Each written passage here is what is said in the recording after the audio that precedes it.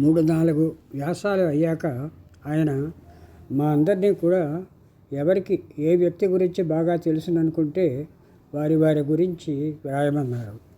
వ్రాసి వాటిని తిరిగి అందరం కూర్చుని చిత్రిక పట్టేవాళ్ళం. అంతా ఆ ఒక్క పేజీలోనే అయిపోవాలి.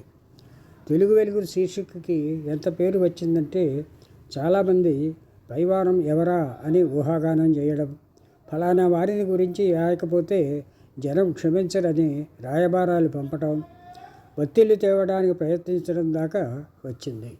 ఫలానా వారిది పైవారం వస్తుంది కాబోలు అనేవారు కొందరు ఆయన దగ్గర.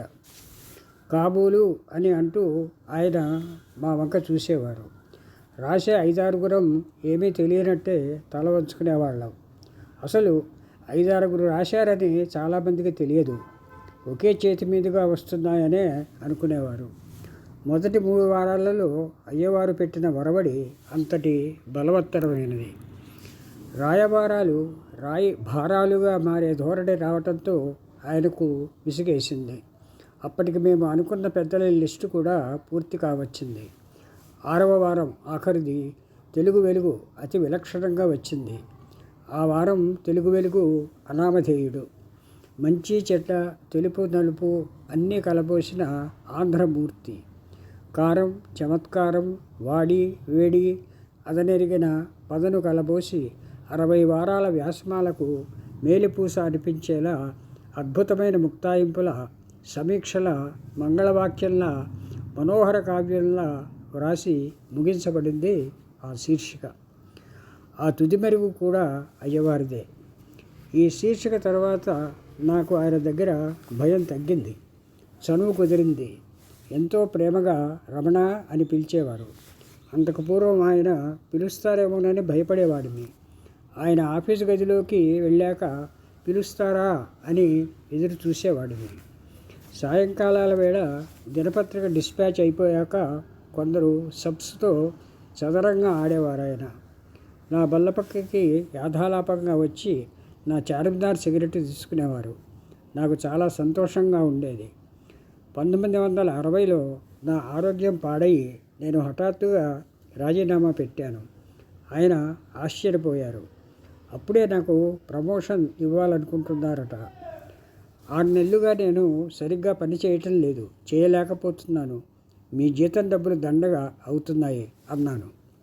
ఆ మాట అనాల్సింది నేను కదా అన్నారు ఆయన. అంతవరకు ఆగను కదండి అన్నాను భయంగానే. ఆరోగ్యం బాగలేకపోతే 6 నెలలు రెస్ట్ తీసుకోండి అన్నారు. నేను ఒప్పుకోలేదు. మన్నాడు మళ్ళీ పిలిచారు. ఆయన బల్ల మీద ఒక సినిమా పత్రిక ఉంది. నేను ఒక సినిమా నటుడి దగ్గర చాలా లంచాలు తీసుకుంటున్నట్లు పెద్ద అక్షరాలతో రాసి ఉంది. ఇది చూశారా అన్నారు ఆయన. అంతకుముందే అది నాకు కూడా పోస్టులో వచ్చింది అన్నాను. ఒకవేళ ఇది చూసి నేను నమ్మానని భయపడ్డారా అని అడిగారు. అటువంటి భయం నాకెప్పుడూ లేదు. ఇలాంటివి చదివి మీరు మీ ఆఫీసు నడుపుతున్నారని నేను అనుకుంటే మీ మీద నాకు గౌరవం లేనట్టే అన్నాను. ఆయన నవ్వుకున్నారు. మీరు ఇంకేదన్నా పత్రికల్లో చేరాలనుకుంటున్నారా అన్నారు కొంచెం ఆగి. పిలిచారు కానీ నేను వెళ్ళడం లేదు. రేపటి నుంచి ఈ ఆఫీస్కే వచ్చి కథలు, వ్యాసాలు ఇచ్చి డబ్బు సంపాదించుకోవాలనుకుంటున్నాను. ఇంకో 6 నెలలకైనా నా మాట నిజం అని రుజువు అవుతుంది అన్నాను. రాజీనామా పెట్టిన 6 వారాల తర్వాత కొత్తగా వచ్చిన వారికి ఫైల్స్ అప్పగించి నేను విడుదల అయ్యాను. తర్వాత 2 సంవత్సరాల వరకు ఆంధ్రపత్రికే పోషించింది. అప్పుడప్పుడు ఇంటికి వెళ్ళి కలుసుకునేవాడిని. అయ్యవారికి సంగీతం అంటే చాలా ఇష్టం. బంగాళాకు కొంచెం పక్కగా ఒక కాటేజ్ వేయించుకున్నారు. అక్కడ రికార్డులు, టేపులు పెట్టుకుని వింటూ ఉండేవారు. ఆయన దగ్గర స్ట్రాడివోరస్ అనే వయలిన్ ఉంది. అది ప్రపంచంలో కల్లా గొప్పదని అంటారు. దాని మీద సాధన చేస్తూ ఉండేవారు. వెస్ట్రన్ వయలిన్ మీద ఈస్టర్న్ బౌయింగ్ కష్టం. నేను కానీ బాపు కానీ వెళ్తే నవ్వేవారు. అబ్బే నాకేం రాదండి, ఈ వయలిన్ మీద సరదా అంతే అనేవారు. ఆయన ఎదుట ఆయన్ని ఏ కాస్తైనా మెచ్చుకోబోతే కసిరినంత పని చేసేవారు. పత్రికల్లో కూడా సంపాదకుడుగా ఆయన పేరు చివరి పుటలో ఇంప్రింట్గా వచ్చేది.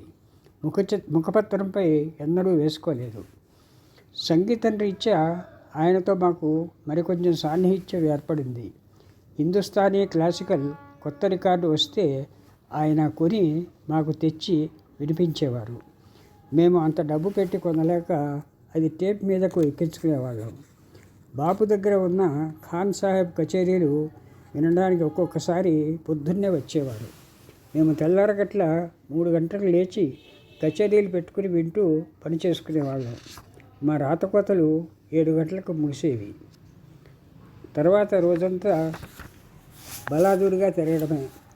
6 గంటల నుంచి ఆ గంటసేపు మాతో పాటు మా తివాసీ మీద కూర్చుని సంగీతం విని వెళ్ళేవారు ఆయన. జూన్ 9 ఉదయం. చిన్న పెద్ద అందరూ అయ్యవారికి కన్నీటితో కడసారి వీడ్కోలు చెప్తున్నారు. దూరంగా ఒక మూల గోడకి చేరబడి చూస్తున్నాను. అయ్యవారి ఆప్యాయత, ఆయన నిండుదనం, గొప్పదనం, మంచిదనం, పెళుసుతనం, స్నేహం, వాత్సల్యం, గర్వంలా కనబడే గాంభీర్యం, ఆయన మాటలు, చలోక్తులు మనసులో మెదులుతున్నాయి. ఆయన రాసిన తెలుగు వెలుగులలాగే నాకు తెలిసిన అయ్యవారి రూపం కొద్ది క్షణాలలో సమగ్రంగా స్ఫురించింది. చేతులు జోడించకుండానే నమస్కరించాను. అయ్యవారు, తెలుగు వెలుగుల శీర్షికలో మీ గురించి. ఆయన పకాలు నవ్వేశారు. భలేవారే, మనదే ఉందండి, మనకేం తెలుసు అంటున్నారు. అవును, నిజమైన గొప్పవాళ్ళు నిండు మనుషులు అలాగే అంటారు అనుకుంటారు. ఆయన గురించి రాసినా రాయకపోయినా రచయితగా, కళాప్రియుడిగా, మనిషిగా, యజమానిగా, సంపాదకుడుగా, పిల్లవాళ్లతో కూడా జతకట్టగల పెద్దవాడుగా, స్నేహితుడిగా ఆయన నిజంగా తెలుగు వెలిగే.